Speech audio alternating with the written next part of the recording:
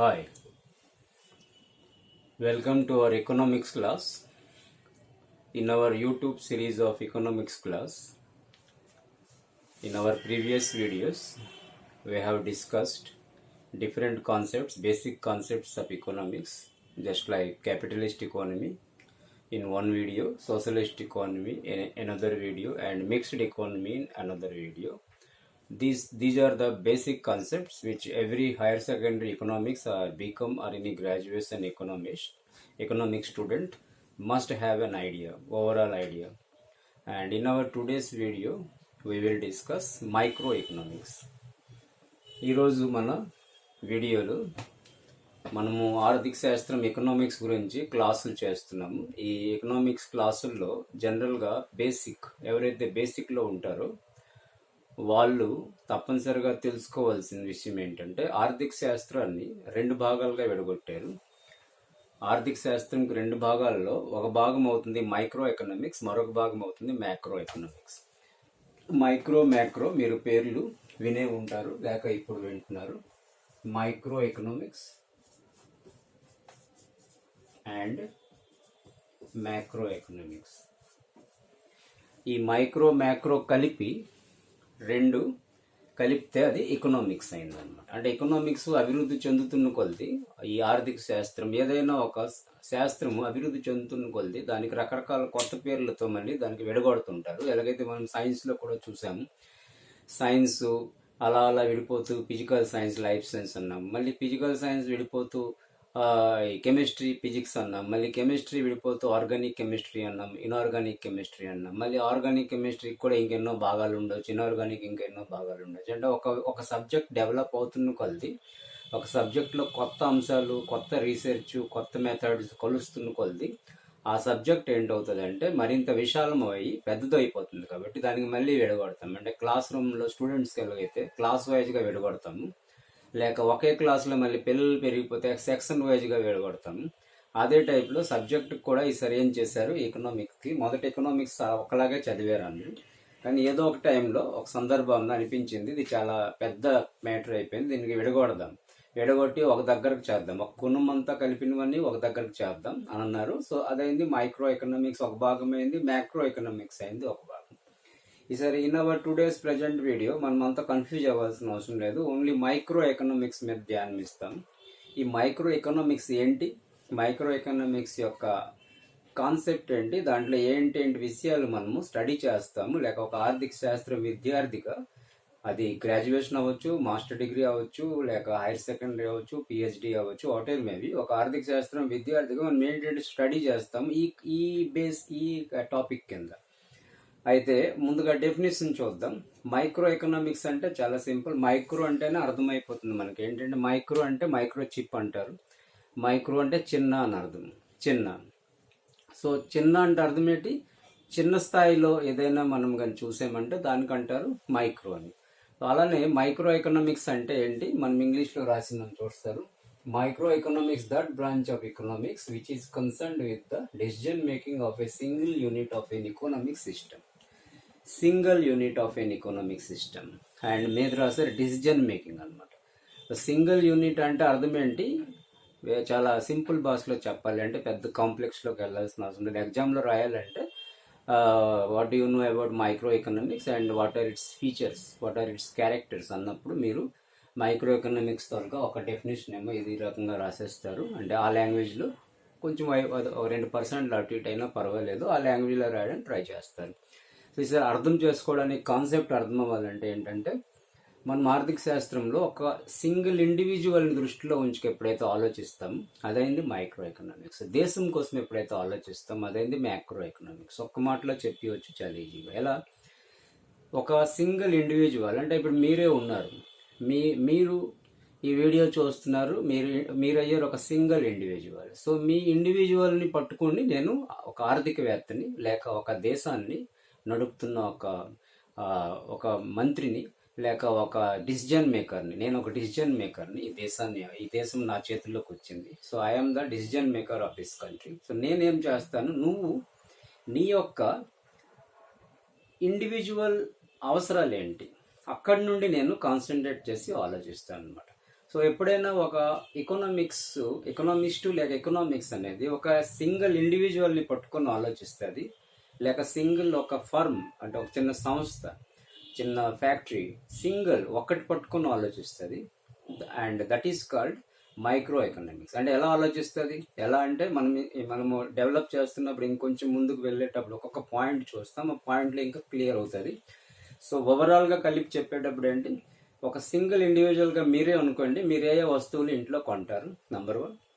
ఏ వస్తువులు కన్జంప్షన్ చేయాలని మీరు అనుకుంటున్నారు, లేక ఏ వస్తువులు కొనే కెపాసిటీ మీకుంది, ఏ వస్తువులు ప్రొడక్షన్ చేసే కెపాసిటీ మీకుంది, లేక మీకు ఒక సంస్థగా మీరు నడుపుతున్నారు, ఒక ఫర్మ్ నడుపుతున్నారు, ఒక ప్రొడక్షన్ చేసే ఒక యూనిట్ నడుపుతున్నారు, ఏ వస్తువులు ప్రొడక్షన్ చేయాలని మీరు అనుకుంటున్నారు, ఏ వస్తువులు ప్రొడక్షన్ చేస్తున్నారు.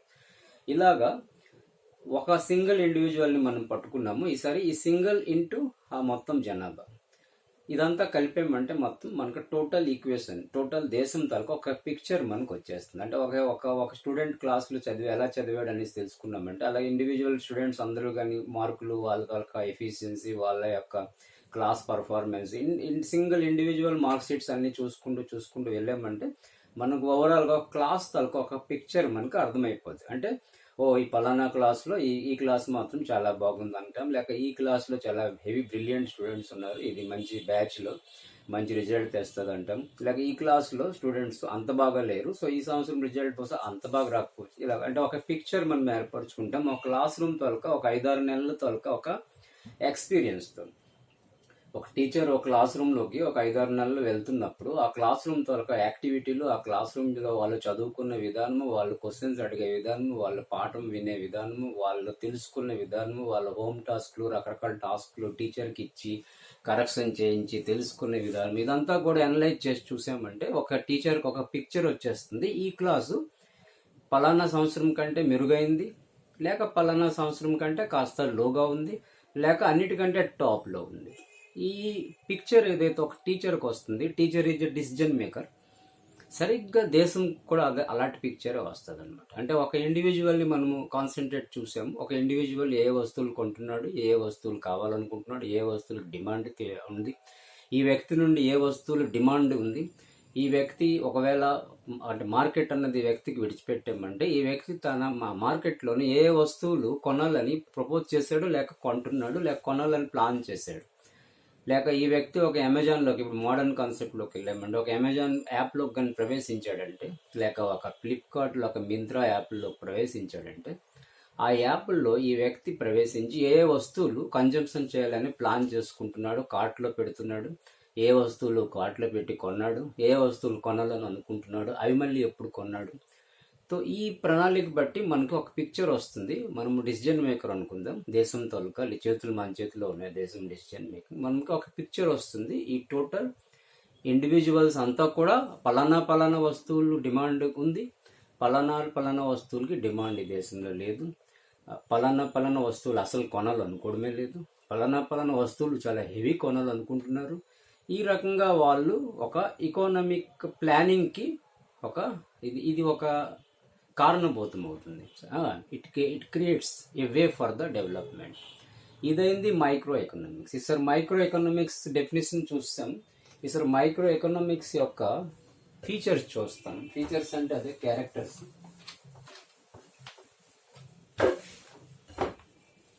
మైక్రో ఎకనామిక్స్ క్యారెక్టర్స్ చూస్తాం. Determination of demand pattern, features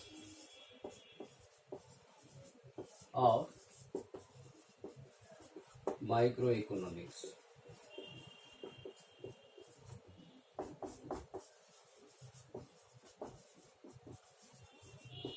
Determination of demand pattern. Point 1 చూసాం, డిటర్మినేషన్ ఆఫ్ డిమాండ్ ప్యాటర్న్.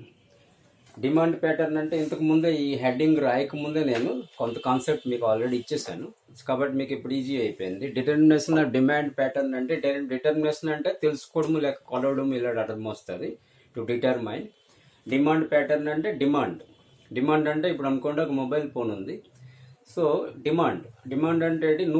నువ్వు ఏంటి మొబైల్ ఫోన్ కొనాలనుకుంటున్నావు, ఏ మొబైల్ ఫోన్ కొనాలనుకుంటున్నావు, ఏ కంపెనీది కొనాలనుకుంటున్నావు, ఏ ఫీచర్ ఉన్న మొబైల్ ఫోన్ కొనాలనుకుంటున్నావు, ఏ ఫీచర్ లేని మొబైల్ ఫోన్ విడిచిపెట్టేయాలనుకుంటున్నావు, నీ యొక్క ప్రిఫరెన్స్ లాగే దాదాపు ఈ ప్రాంతంలో ఒక 50 లక్షల మంది లేక 2 కోట్ల మంది లేక 120-140 కోట్ల మంది తాలూకా డిమాండ్ నేను స్టడీ చేశానంటే ఒక ప్యాటర్న్ నాకు తెలుస్తుంది అనమాట. ఇదైంది మైక్రో ఎకనామిక్స్ తాలూకా ఫస్ట్ ఫీచర్. అంటే డిమాండ్ ప్యాటర్న్ అంటే ఎక్స్ అన్న మనిషి ఏ వస్తువులు డిమాండ్ ఉంది ఈ వ్యక్తి నుండి, ఈ వ్యక్తి దగ్గర డబ్బులు ఉన్నాయి, ఈ వ్యక్తి మార్కెట్కి వెళ్ళాడు అంటే, మార్కెట్కి వెళ్ళడం అంటే ఇక్కడ 2 రకాలు. ఒకటి డైరెక్ట్గా వెళ్ళడము, 2 ఆన్లైన్ మార్కెట్ ఇప్పుడు ఎలానో వస్తుంది. కాబట్టి ఇప్పుడు ఇంకా మన టెక్స్ట్ బుక్లు మన టెక్స్ట్ బుక్లు వచ్చేటప్పటికి ఆన్లైన్ మార్కెట్లు తక్కువ ఉన్నాయి, ఇప్పుడు ఇంకా పెరిగిపోయింది. కాబట్టి మార్కెట్లోకి ఎంటర్ అయ్యేటప్పుడు మార్కెట్ ప్రిఫరెన్సెస్ కానీ స్టడీ చేసేటప్పుడు ఈ వ్యక్తి ఏ వస్తువులు కన్జ్యూమ్ చేయాలని మనసులో అనుకుంటున్నాడు లేక ఆల్రెడీ కొంటున్నాడు.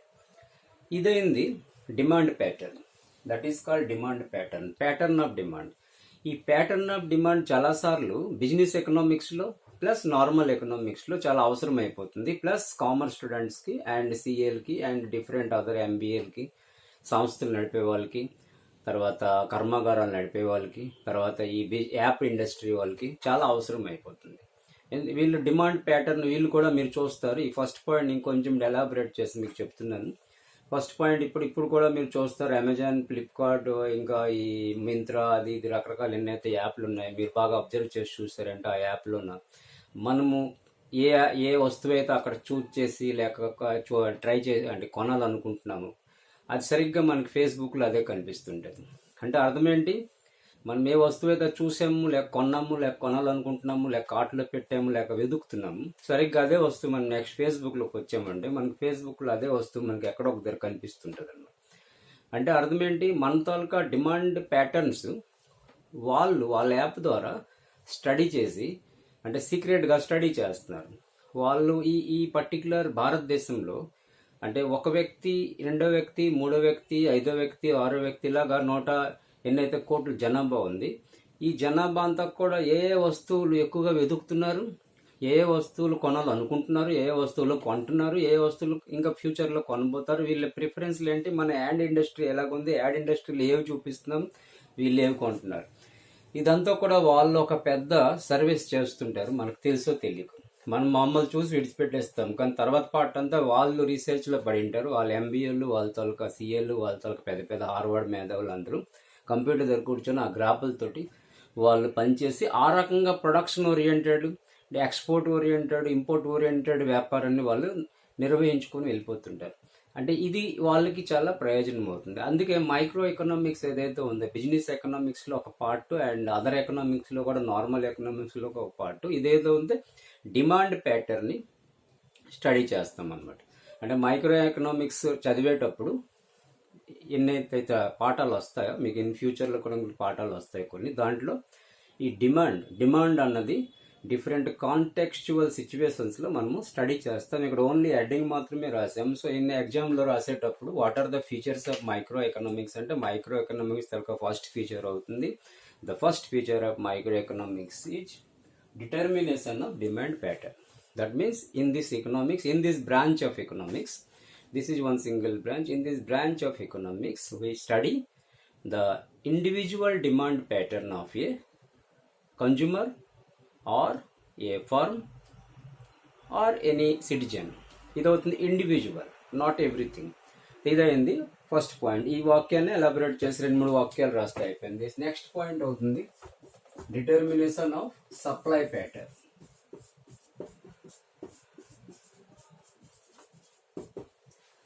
డిమాండ్ పక్కనే లింక్ మీద సప్లై ఉంటుంది అనమాట. ఈ 2 కాన్సెప్ట్లు ఇంటర్ రిలేటెడ్ అనమాట. So determination of supply pattern అంటే అర్థం ఏంటి అంటే ఇది ఎకనామిక్స్ ఎందుకు బిజినెస్లో చాలా ముఖ్యమైపోయింది. మైక్రో ఎకనామిక్స్ అంటే బిజినెస్లో కూడా మనము ఒక వస్తువు తయారు చేస్తున్నాము, ఆ వస్తువు అసలు ఆ దేశంలో అమ్మకం అవుతుందో లేదో తెలియదు. సో మనం తయారు చేసుకొని చాలా విపరీతంగా ఖర్చు పెట్టి రా మెటీరియల్ కొని వర్కర్స్కి డబ్బులు ఇచ్చి, ఇంజనీర్లకు డబ్బులు ఇచ్చి, జీతాలు ఇచ్చి, తర్వాత ఇతర రకరకాల స్కిల్డ్ జాబ్ హోల్డర్స్కి డబ్బులు ఇచ్చి అంతా చేసిన తర్వాత ఆ వస్తువు ఎప్పుడైతే మార్కెట్కి విడిచిపెడుతున్నారో ఆ మార్కెట్లో ఆ వస్తువు అమ్మకమే అవడం లేదు. దాని గురించి అడ్వర్టైజ్మెంట్ ఇండస్ట్రీలో యాడ్లే అవడం లేదు. టీవీల్లో ఆ ప్రొడక్ట్ గురించి ఒక యాడ్ రావడం లేదు. అలాగ అయ్యేటప్పుడు ఆ మొత్తం ఏదైతే బిజినెస్ ఉందో మొత్తం పడిపోతుంది అనమాట, డ్యామేజ్ అయిపోతుంది. అందుకనే వాళ్ళు సప్లై ప్యాటర్న్ అంటే, మీరు అనుకోండి ఒక ఎకనామిక్స్ట్, మీకు ఒక దేశం బాధ్యత ఒక చెప్పాము. సో మీకు చెప్పాము, నువ్వు మైక్రో ఎకనామిక్స్ చదివావు కదా, నువ్వు చెప్పు నేను ఏదైతే ఈ ప్రొడక్షన్ ఇప్పుడు చేయాలనుకుంటున్నాను, ఏం ప్రొడక్షన్ చేస్తాను, ఏ వస్తువు ప్రొడక్షన్ నేను ఇప్పుడు చేయాలి, నాకు ప్లేస్ ఉంది, డబ్బు ఉంది, ఫ్యాక్టరీ ఉంది, ఎలక్ట్రిసిటీ ఉంది, ఎన్నెన్ని ఆఫీసులు తిరగాలి అవన్నీ నేను తిరగగలను, నాకు ఆ రకమైన ఒక మ్యాన్ పవర్ ఉంది. సో నేను ఏం ప్రొడక్షన్ చేస్తే ఇప్పుడు నేను అంటే ప్రాఫిట్ ఓరియంటెడ్, మనం చదివే మన క్యాపిటలిస్ట్ ఎకానమీ, మిక్స్డ్ ఎకానమీ అన్నీ కూడా ప్రాఫిట్ ఓరియంటెడ్, సోషలిస్ట్ ఎకానమీ విడిచిపెట్టేసి అప్పుడు మీరు ఏం చేస్తారు, సప్లై ప్యాటర్న్ని డిసైడ్ చేస్తారు. సప్లై ప్యాటర్న్ ఎలా డిసైడ్ చేస్తామంటే డిమాండ్ ప్యాటర్న్ బట్టి. అంటే మనుషులు ఏ వస్తువులు కోరుకుంటున్నారు మనం స్టడీ చేస్తాం, గ్రాఫ్ ద్వారా స్టడీ చేసిన తర్వాత వాళ్ళకి చెప్తాం, ఎవరైతే అమ్ముతున్నారు లేక తయారు చేస్తున్నారు వాళ్ళకంటాం, ఇగో ఈ వస్తువులు మనుషులకు కావాలి, ఇన్ని క్వాంటిటీలు కావాలి, కాబట్టి మీరు ఆ వస్తువులు తయారు చేయండి, ఈ రకమైన ఇన్ని క్వాంటిటీలు మీరు ఇస్తే అది మీకు డిమాండ్ ఉంటుంది. మనుషులు మొబైల్ ఫోన్లు కోరుకుంటున్నారు, స్మార్ట్ మొబైల్ ఫోన్లు. మనము నార్మల్ మొబైల్ ఫోన్లు మనుషులకి ఇవ్వాలనుకొని చాలా ప్రొడక్షన్ చేసాము, సో అది సక్సెస్ అవ్వదు. ఎందుకు అవుతుందంటే మనుషులు అవి కోరుకోవడం లేదు, మనుషుల తాలూకా డిమాండ్ ప్యాటర్న్ అది లేదు. మనుషులు కాలర్ ఫోన్లు కావాలి యూట్యూబ్ వీడియో కోసం, మనమేమో కాలర్ ఫోన్లు కాకుండా ఈ నార్మల్ మైకులు ఏవైతే ప్రోగ్రామ్లు ఉన్నాయి, ప్రోగ్రామ్ మైకులు మనమేమో ఒక ఇండస్ట్రియలిస్ట్కి చెప్పాము ఒక 20 లక్షలు తయారు చేయాలి. సో ఇండస్ట్రియలిస్ట్ 20 లక్షలు తయారు చేసి మార్కెట్కి విడిచిపెట్టాలనుకున్నాడు. మార్కెట్లో ఎవరు కూడా ఆ మైకులు ఏదైతే మనము స్పీచ్ల్లో మాట్లాడతాం సమావేశాల్లో, ఆ మైకులు కోరుకోవడం లేదు. ఎందుకంటే కరోనా టైంలోనూ ప్రోగ్రామ్స్ ఆగిపోయాయి. ప్రోగ్రామ్స్ ఎప్పుడైతే ఆగిపోయాయి, మనుషులు ఒక దగ్గర కలడం ఆగిపోయింది. మనుషులు ఒక దగ్గర కలడం ఎప్పుడైతే ఆగిపోయిందో ఈ నార్మల్ మైకులతో డిమాండ్ పడిపోయింది. సో అలాంటప్పుడు మనం వాళ్ళకి చెప్తాం, మీరు సప్లై చేయండి. సప్లై ప్యాటర్న్ ఏంటంటే ఆ మైకులు, ఈ నార్మల్ మైకులు ఏవైతే ఉన్నాయి ప్రోగ్రామ్స్ మైకులు తయారు చేయండి అంటే అది రాంగ్ ప్లాన్ అయిపోయింది. అప్పుడు మనం ఏం చేయాలి, బాబు మీరు ప్రొడక్షన్ కాలర్ ఫోన్లు ప్రొడక్షన్ చేయండి, బాగా డిమాండ్ ఉంది. యూట్యూబ్ తాలూకా టోటల్ సామాగ్రి ఏదైతే ఉందో, ఆన్లైన్ క్లాసులు ఇప్పుడు ఏదైతే ఇండియాలో చాలా విపరీతంగా నడుస్తాయి, కాబట్టి ఆన్లైన్ క్లాసులకు సంబంధించి హెడ్ ఫోన్లు మీరు తయారు చేయండి, లేక ఆన్లైన్ క్లాసులకు సంబంధించి స్మార్ట్ ఫోన్లు, మంచి స్మార్ట్ ఫోన్లు ఎక్కడైతే క్లాసులు బాగా చేయగలరు పిల్లలు, టీచర్లు ఎలాగైతే క్లాసులు బాగా చేయగలరు అవి తయారు చేయండి, లేక యాప్లు తయారు చేయండి. టీచింగ్ యాప్లు ఏవైతే ఉన్నాయి, టీచ్మెంట్ అని, క్లాస్ ప్లస్ అని, ఈ ప్లస్ అని, ఆ ప్లస్ అని, యాప్లు తయారు చేయండి. మనుషులకి ఇప్పుడు యాప్లు కావాలా, బైజూస్ యాప్, రకరకాల యాప్లు తయారు చేయండి. అంటే ఇందులో ఇన్వెస్ట్మెంట్ పెడితే దీనికి డిమాండ్ ఉంది. కాబట్టి ఈ కరోనా వెళ్ళిపోయిన తర్వాత, అంతా నార్మలైజ్ అయిపోయిన తర్వాత, మొత్తం సర్దుకున్న తర్వాత, ఆఫీసులు, స్కూళ్ళు, ఎవ్రీథింగ్, కాలేజీలు ఓపెన్ అయిపోయిన తర్వాత మళ్ళీ ఆ ఇండస్ట్రియలిస్ట్ మనకు అడుగుతాడు, బాబు నేనేం తయారు చేయాలంటే మనం అంటాం, మీరు కాలర్ ఫోన్లు చేయండి లేక యాప్లు చేయండి. అప్పుడు రాంగ్ ప్లాన్ అవుతుంది. ఎందుకు అవుతుంది అంటే అప్పుడు డిమాండ్ పడిపోతుంది అనమాట. దేనికి పడిపోతుంది, ఆ ఫోన్లు, ఆ యాప్లు అవన్నీ డిమాండ్ పడిపోతుంది. ఎందుకు పడిపోతుంది అంటే మనుషులు మెల్లమెల్లగా బిజీ అయిపోతారు. ఖాళీగా ఉన్న వాళ్ళంతా కూడా, ఇప్పుడు మాలాంటి వాళ్ళని కూడా బిజీ అయిపోతాం. బిజీ అయిపోయి వేరే వేరే పనుల్లో పడిపోయిన తర్వాత వాళ్ళు ఈ డిమాండ్ అన్నది ఇలాంటి ఇండివిజువల్స్ కొన్ని లక్షల మంది ఉంటారు ఇండియాలో. వాళ్ళందరూ కూడా డిమాండ్ పడిపోతుంది. కాబట్టి ఆటోమేటిక్గా ఆ వస్తువులు సప్లై ఏమో మనం ఏం చెప్తామంటే సప్లై ఇప్పుడు తగ్గించేయండి. So this is demand and supply. Micro economics always studies the supply pattern of the particular country. That means what kind of item can be produced and what kind of item consumer goods is to be supplied and in what quantity, what kind of quantity it should be supplied. మనుషులకి 50 కోట్లు కావాలి, మనం 5 కోట్లు ఇస్తే మన 45 కోట్లు ఎవరు ఇస్తారు? కాబట్టి క్రైసిస్ ఏర్పడుతుంది. కాబట్టి మనుషులకి ఎన్ని కావాలో తెలుసుకుంటాము, ఎన్ని ఇవ్వాలో మనం తెలుసుకుంటాం. అంటే పాయింట్ నెంబర్ 1లో మనకి ఎన్ని కావాలో దొరుకుతుంది, పాయింట్ నెంబర్ 2లో మనం ఎన్ని ఇవ్వాలో మనకు తెలుస్తుంది. సో ఈ ప్లానింగ్ కోసము మైక్రో ఎకనామిక్స్ మనము చదువుతున్నాము. మన మీద దేశానికి నడపడం లేదు, మన మీద పెద్ద పెద్ద ఇండస్ట్రీలు నడపడం లేదు. కానీ as an economics student of economics, ఒక గ్రాడ్యుయేట్ ఆఫ్ ఎకనామిక్స్, మనకి ఇవి తెలుసుకోవాల్సిన అవసరం, బేసిక్ కాన్సెప్ట్స్ ఉంటాయి. ఫ్యూచర్లో మీకు ఎక్కడైనా ఇలాంటి జాబ్ అయ్యేటప్పుడు, బాబు నువ్వు ఎకనామిక్స్ చదివావు, మరి నువ్వు నాకు ఐడియా అయ్యి ఈ విషయాలు అంటే, నువ్వు అక్కడ నీ యొక్క యాంగిల్ ఆఫ్ ఎకనామిక్స్లో నువ్వు అక్కడ డిసిజన్ మేకింగ్ ఇవ్వాల్సి ఉంటుంది ఆయా సంస్థలకి. అప్పుడే నీ తాలూకా క్వాలిటీ పెరుగుతుంది. సో ఇప్పుడు థర్డ్ పాయింట్కి వెళ్ళిపోతున్నాను. Third point, pricing.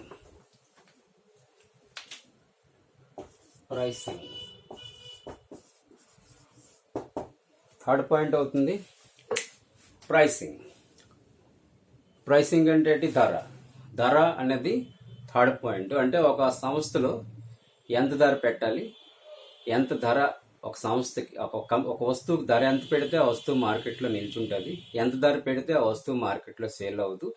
ఈ ధరల తాలూకా ప్రక్రియ ఏదైతే ఉన్నదో మనము ఈ మార్కెట్ ఈ మైక్రో ఎకనామిక్స్లో మనం చూస్తాం. అలాగే తర్వాత 4వ పాయింట్ కూడా ఒకసారి వెళ్ళి చూద్దాం.